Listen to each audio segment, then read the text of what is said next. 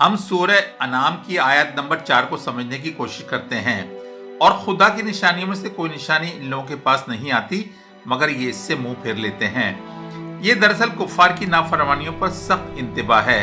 इस आयत में कुफ्फार की सरकशी बयान हो रही है।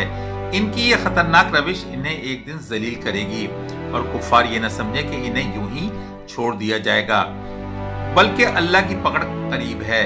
क्या इनसे कबल जो नाफरमान और सरकश गुजरे हैं, इनका इबरतनाक अंजाम ये भूल गए? गुज़िश्ता अक़वाम तो ताकत, जोर, कद काट में इनसे बहुत बड़ी हुई थी। इनका लश्कर, इज्जत और गुरूर आसमान को छूता था, मगर तकब्बुर ने इन्हें कहीं का न छोड़ा और वो तहस नहस कर दिए गए। सफा हस्ती से इन्हें मिटा दिया गया। याद रखो, तुम भी अल्लाह के लाडले नहीं कि अल्लाह की पकड़ और तबाही से बच जाओ। ये सिर्फ रब का करम है जो इसने तुम्हें ढील दे रखी है।